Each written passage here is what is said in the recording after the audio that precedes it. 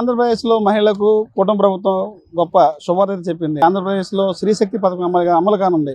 రాష్ట్రంలో ఉన్నటువంటి ఆంధ్రప్రదేశ్లో ప్రతి మహిళ కూడా బస్సుల్లో ఏదైతే ఉందో కూటమి ప్రభుత్వం ఇచ్చినటువంటి హామీల్లో భాగంగా ఉచిత బస్సుని అమలు చేయడం ఉంది. దాంతోపాటు రాష్ట్రంలో ఉన్నటువంటి ప్రతి మహిళ కూడా గతం ఫస్ట్లో జిల్లా వరకు అన్నారు. జిల్లా నుంచి ఈ రోజున జిల్లాలని తీసేసి రాష్ట్రంలో ఎక్కడికైనా ప్రయాణం చేయొచ్చని కూడా ఆదేశాలు జారీ చేశారు. దీంతోపాటు చూసుకుంటే మహిళలకి ఆర్టీసీకి సంబంధించినటువంటి ఎక్స్ప్రెస్ ఇవ్వడం జరిగింది. ఎక్స్ప్రెస్తో పాటు డీలక్స్ పల్లె వెలుగు ఆల్ట్రా దీనికి సంబంధించినటువంటి ఏదైతే ఉందో ఈ వాహనాలలో ప్రతి మహిళ కూడా తన గుర్తింపుకు సంబంధించిన కార్డు ఏదైతే ఉందో ఆధార్ కార్డు కానీ ఓటర్ కార్డు కానీ పాన్ కార్డు కానీ రేషన్ కార్డు ఇలాంటి కార్డ్స్ ఏదైనా సంబంధించి గుర్తింపు కార్డు ఏ కార్డు చూపించినా సరే ఆంధ్రప్రదేశ్లో ఉన్నటువంటి ఈ ఆర్టీసీ బస్సులు అయితే ఎక్కి ప్రయాణం అయితే చేయొచ్చు. ఈ ప్రయాణం చేసి ఎవరికైనా జీరో టికెట్ అయితే వస్తుంది.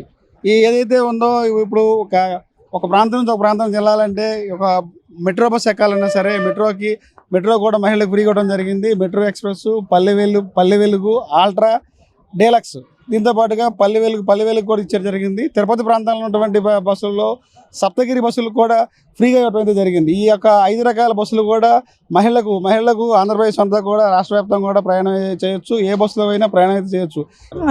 సంతోషం అండి పెట్టినందుకు సంతోషం. చంద్రబాబు గారు ఏది చెప్తే అది చేస్తారు. ఆయన మాట ఇస్తే వదిలి తప్పకుండా చేస్తారు. సంతోషం పెట్టినందుకు. కావాల్సింది అదే కదా. దీనికన్నా కాలేజీ పిల్లలకు కూడా ఏదన్నా పెట్టినట్టయితే బాగుండేది. ఆడపిల్లలకు ఉంది, మొత్తం పిల్లలకి అందరికి పెట్టినట్టయితే బాగుండేది. కాలేజీ పిల్లల కంటే వాళ్ళు డైలీ కదా వెళ్తారు కదా వాళ్ళు. పెట్టినట్టయితే మహిళలే ఉంది ఇంట్లో ఉండేవాళ్ళు. అమ్మగారు ఏంటి రేపు నుంచి మహిళలకు ఫ్రీ బస్ ఏం చెప్తారు? ఏం చెప్తామయ్యా, సంతోషంగా ఉంటుంది. మేము ఎక్కడికి వెళ్దాం అక్కడే ఉంటాం.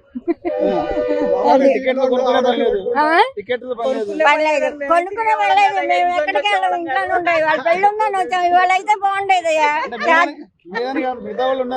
ఉన్నారులే, అదే వాళ్ళైతే బాగుండేది. పెళ్లికి వెళ్ళి వస్తున్నాం.